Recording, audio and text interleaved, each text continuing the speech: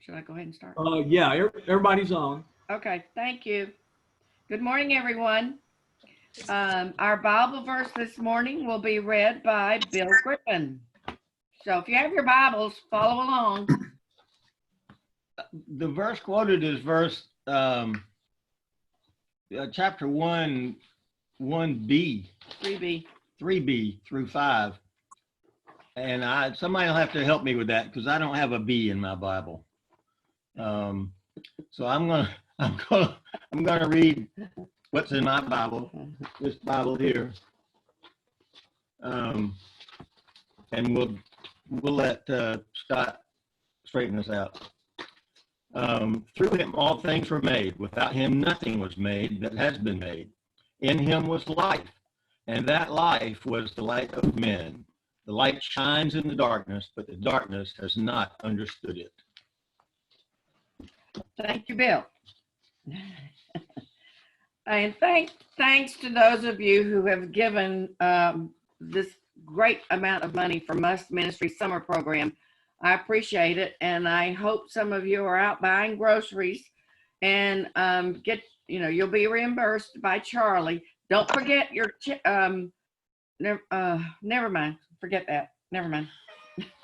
Forget that. Back up. Okay. But let's not forget our other missions. Ronald McDonald House, the Redbird Mission, Murphy Harvest, and our Christmas. So save some money for those if you would too, please. Right now we're pushing the summer must because it's on us right now. But thank you so much for all you do. After you saw an email, after Scott's lesson, we're going to break out into our little individual rooms. And we did a test on Friday and it worked great. And hopefully it will work today. Don't forget to pick a spokesman for your person or, a head person and discuss the lesson and any points you might like to make when we all come back together after about 15 minutes. Prayer request. Dick Anthony, I was sorry to hear for the recurrence of his multiple myeloma. That was sad news. Shaw Skillings on the death of his brother Bob. David Howe, who is a former president of CUC with cancer diagnosis as well. Please remember Tom Cantrell and Shirley May as they are recovering. Pat Cooney, Bab Skillings for relief of pain and an upcoming surgery the 24th. And please pray for our nation and her people.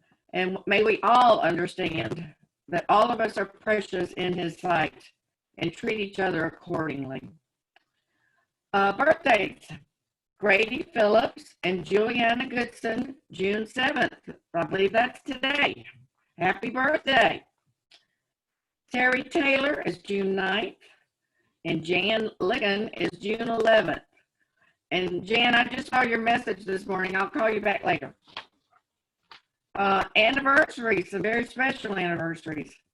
Claudia and John Phelps, June 8th, 52 years. That's tomorrow.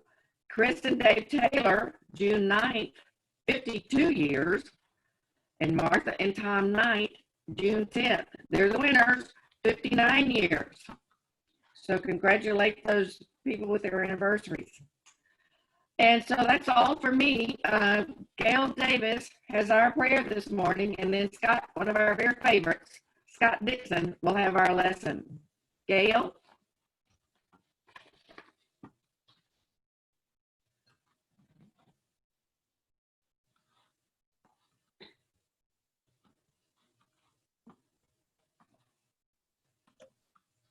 Can you hear me? Yeah. Yes, ma'am. We do have another prayer request. Our precious William Mood, wife Rochella, that are in Jordan, he had chest pains yesterday, went to the hospital, and they determined he had a mild heart attack. So they've done a stent, but we need to pray for Rochella and William Mood. So keep them high on your list. They're in Jordan. They have no family over there, and precious missionaries for us. Will you please bow your head in prayer? Dear Lord, bless us with your love that we may love as you love. Help us to show patience, tolerance, kindness, caring, and love to all. Guide our leaders with your wisdom. Help us to walk by faith in you and not in fear. Be with our family and friends who need your healing touch. We just thank you for your many blessings. We thank you that you love us and we love you. In Jesus' precious name, amen.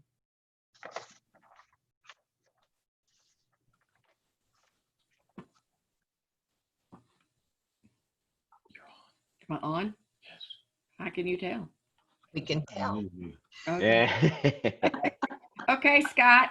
Okay, everybody, make sure your mics are off. And Hey. okay, Scott, go ahead. Okie doke. Doug, can you let me share my screen?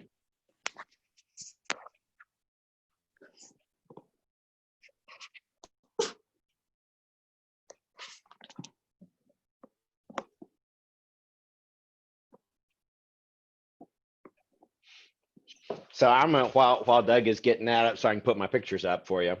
Y'all are all sitting there wondering, okay, we're doing shorter lessons. Can that boy talk short? I don't know. He always talks a long time. But I think we can. And I have to also say that I'm not entirely clear where this lesson ends up. It kind of has bounced around for me in a lot of different things. One trick, if you want to do, if you just make me the host, Doug, or make me a co-host, then I'll be able to.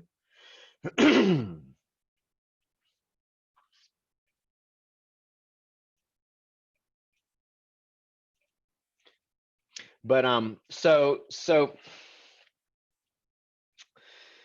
there's so much things that have been going on.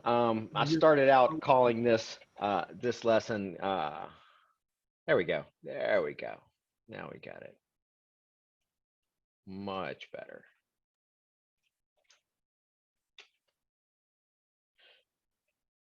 I started out calling this lesson Holy Light in a Time of COVID, because when I put it together, we were dealing with all this pandemic stuff. But, you know, I think that there's a lot of other kinds of darkness that we have to think about these days. And the message is still there. This kind of ties around one of the oldest celebrations that happens around Easter time that's been going on for over 1,000 years.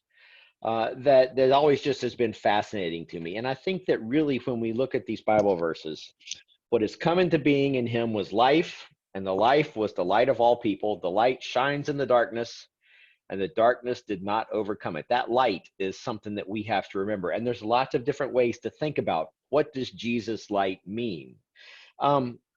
Jesus tells us that you will receive power when the Holy Spirit has come upon you, and you'll be my witnesses in Jerusalem, in all Judea, Samaria, and to the ends of the earth. And I think that we often look at this as the message to go and witness to Christ, but also I think that there's another part of that we have to look at what witnessing for Christ means. Witnessing in terms of seeing what goes on and then saying something about it, regardless of the context, right? So when we see injustice, we have to witness it and then do something with it because we have the power, right? So these all fit together. The other one, though, is as so many things are happening, as we've been locked down in our houses, as we're having to Zoom for Sunday school, as we see people being treated poorly, we see unrest as a consequence of that, we can get super discouraged. And I always come back to the verse from Isaiah 55 about the trust that we can have and the confidence that we can have in God's ultimate purposes bearing fruit. That may not mean that we see it today. That may not mean that life is fixed today, but that means that because of that power and that light that Jesus gives us and tells us about, that we can be part of this. For as the rain and the snow come down from heaven and do not return there until they've watered the earth, making it bring forth and sprout, giving seed to the sower and bread to the eater, so shall my word be that goes out from my mouth. It shall not return to me empty, but it shall accomplish that which I purpose and succeed in the thing for which I sent it. And that rain and that snow, they don't see the bread. They start it out and they enable it, but God's word and God's purpose is continually fulfilled. So those are kind of the context that I was thinking of with respect to this. And so let's start out with a trip to Jerusalem. This is the Church of the Holy Sepulchre in Jerusalem. It's been there since parts of it since the 4th century. There's lots of mysticism and lots of mystery associated with it, but lots of reverence. This is built over the site of lots of things. It was built outside the walls of Old Jerusalem on the reputed site of Christ's tomb, but also it's extended so that it encompasses the site of the crucifixion as well. It's a big old rambling place, right? And it's controlled by a bunch of different groups, which I kind of think is interesting with respect to the message. There's primarily the Greek Orthodox Church, the Roman Catholic Church, but also the Armenians, the Copts, and the Syriac Orthodox Church controls the site. Years and years and years ago, the Ethiopian Orthodox Church was a part of it too. But now they've been excluded, even though you can only get to they have a monastery attached to the church, but the church has decided, y'all not part of us. You can only get to their monastery by going through the church, but it's not part of it anymore. So I kind of think that that's an interesting thing that when we look at the different groups that have said we're in and you're out, that's maybe another lesson, right? Just right there. These days, when we look at the courtyard of the Church of the Holy Sepulchre, it's empty. It's empty. We would expect it to be crowded with people, especially around Easter time. We would have expected it to be crowded with people. When you go inside, there's usually a bunch of people. This is what they call the edicule. The edicule is a shrine built over the site of the tomb, right? And it's not terribly old. It was built, I think, in the 18th century, and it was falling down, so they fixed it last year. It used to be held up by big iron bars just because it was falling down. Now it has air conditioning, but it's built over that site, and pilgrims will go in and enter it and be able to visit the tomb itself. Now, here's the thing that I've always found so fascinating. On Holy Saturday, the Saturday between Good Friday and Easter, the Greek Orthodox Church celebrate a miracle that they say happens each year. And during this miracle, that light comes every time. The Patriarch of Jerusalem enters the tomb, and miraculously, candles, torches that he has are lit. And he brings that light out of the tomb and then shares it with the people there in the rotunda. Is it miraculous? Who knows? Was it miraculous one time? Who knows? Is it now done with a Bic lighter? Who knows? To me, none of that really matters.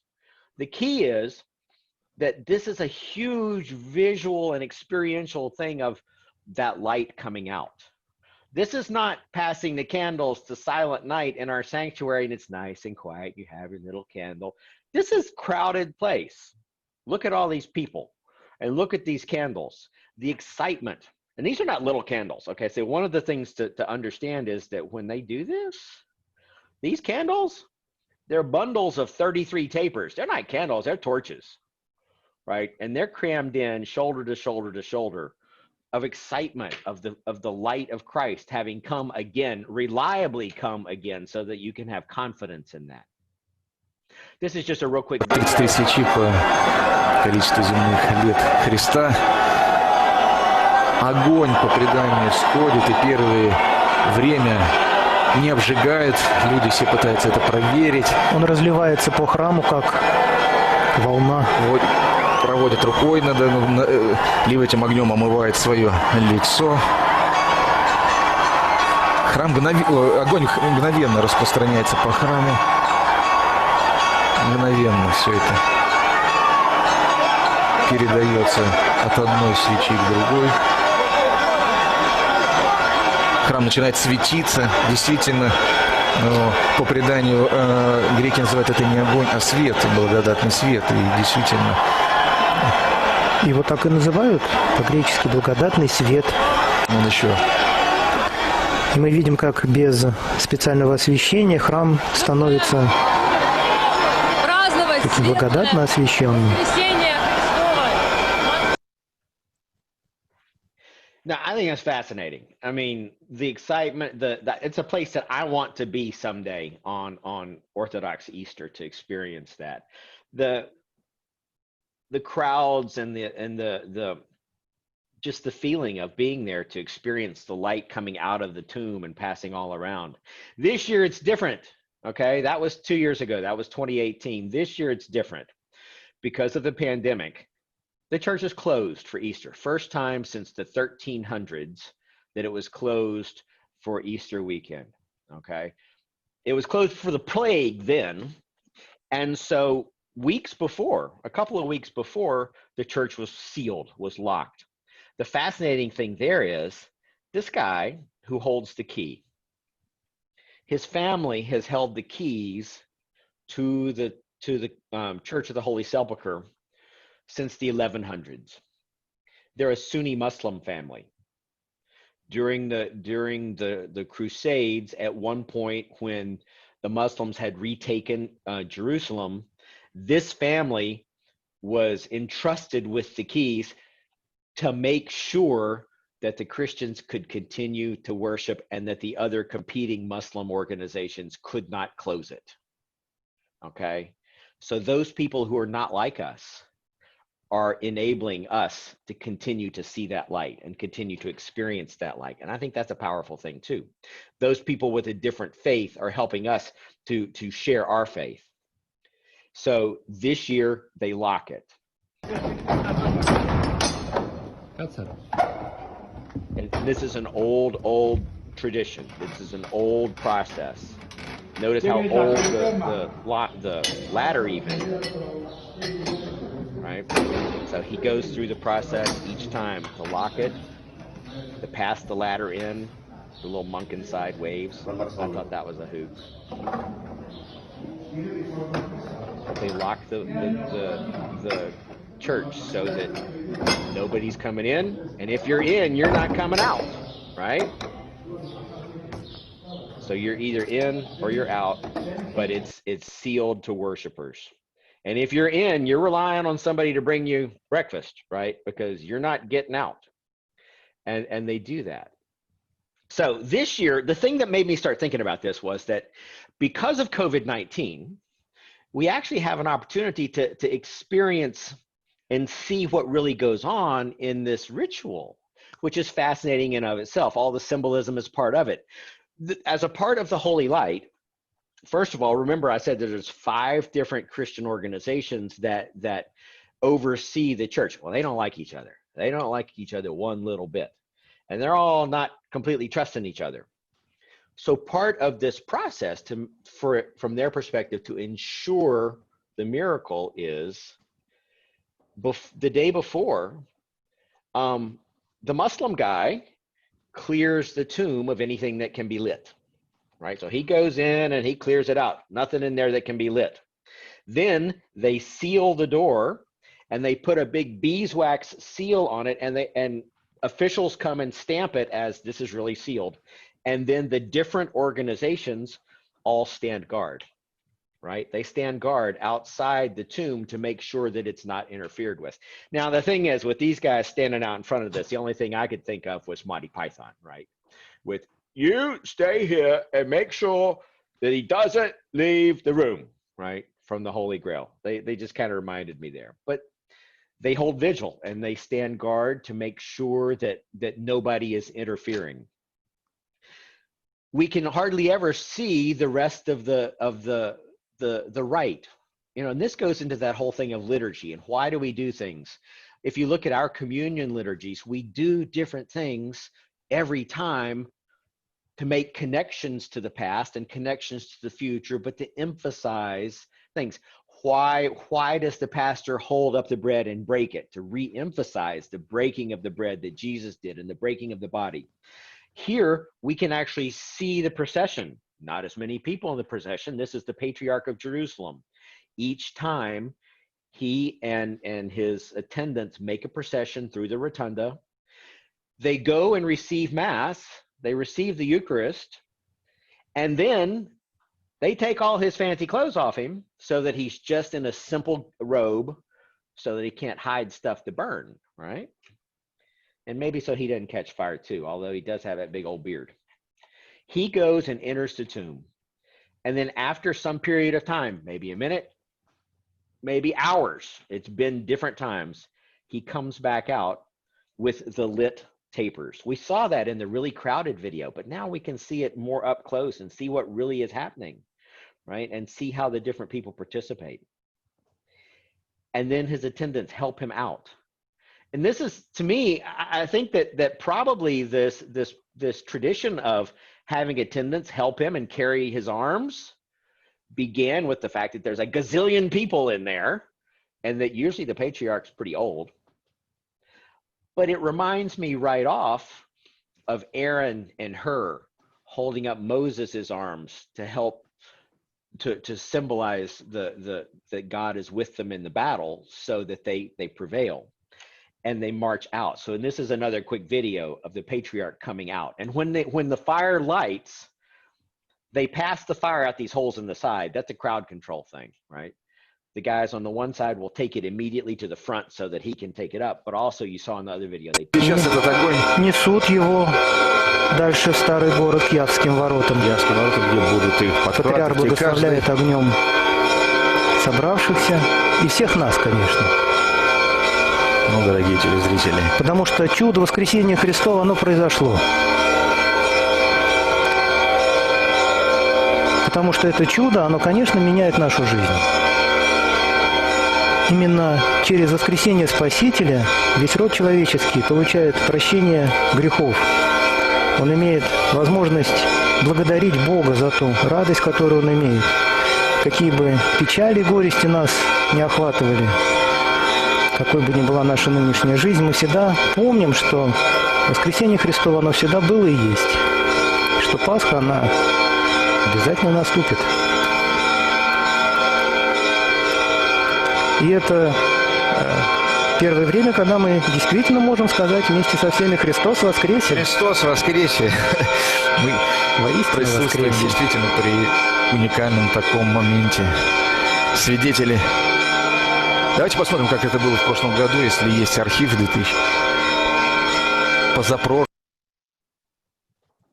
And so he brings the fire out, and then they begin to take it out to the people outside. There's so many things that were going on in there that I think were fantastic to notice. First of all, how many people, every single person, whether it was even the bishops receiving the fire, and all of the police and all of the camera people, everybody got their phones up. Everybody says, I'm a part of something unique that hasn't happened, and I want to remember this. I want to be able to remember this scene. How many of y'all saw 1776, the musical? At the end of it, Stephen Hopkins, the signatory from Rhode Island, went up to the front, and he stood there at the table. And they're like, go sit down, you already signed. He's like, oh no, I want to see every person as if they're a part of this historic thing. And I kind of feel like that a lot of times too. When we're having communion, I like to watch and see people's faces as they come back from communion and see how they're affected. This year, there was so few people. People knew that this was critically special. A lot of the other things that you might not notice right off were and National Geographic had an awesome photo shoot series of this. Pictures like this. This woman who is sharing the fire. Who is she? She's an Israeli police officer.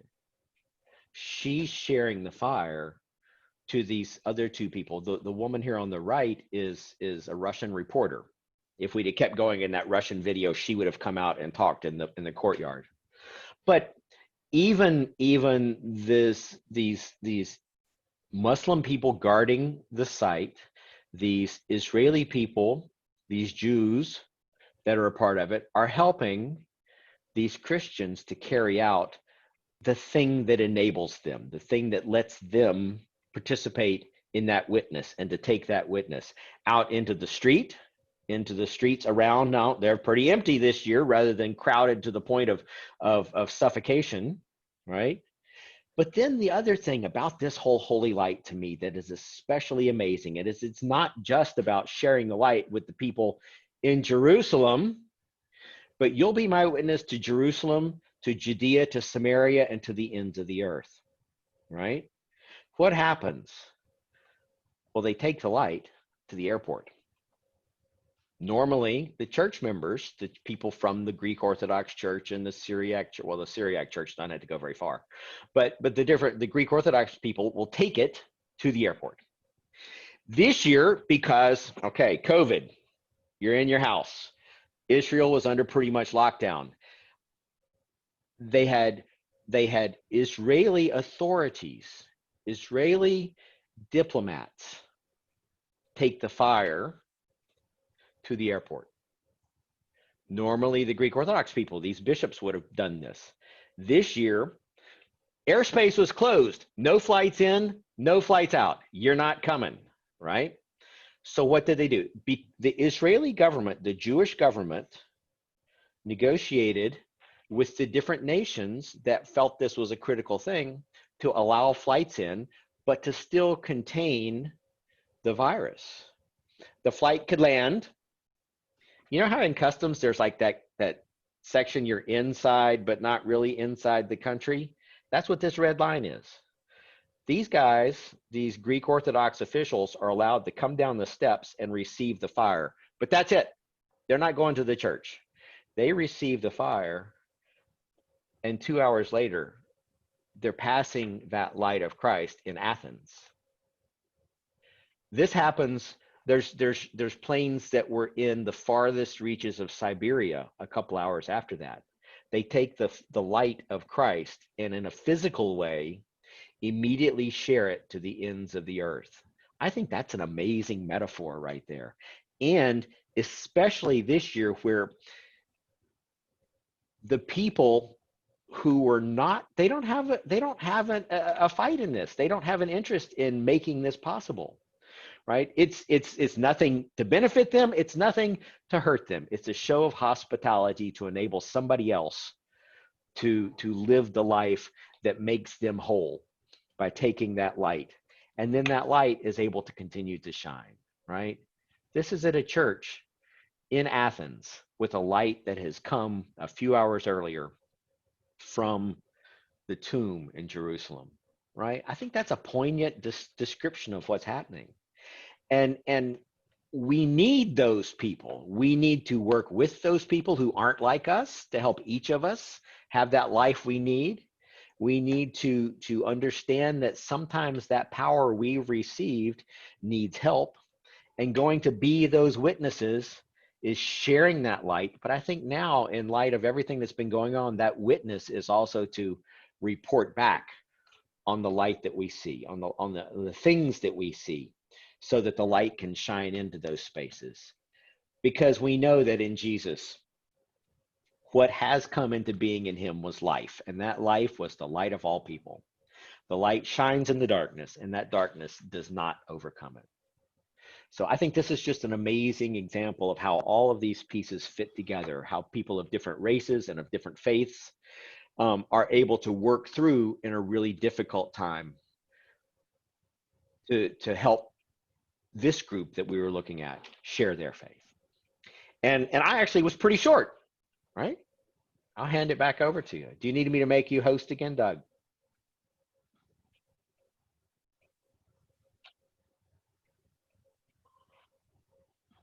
Oh, you're still host.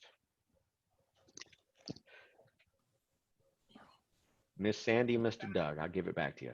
Okay, thank you, Scott, so much.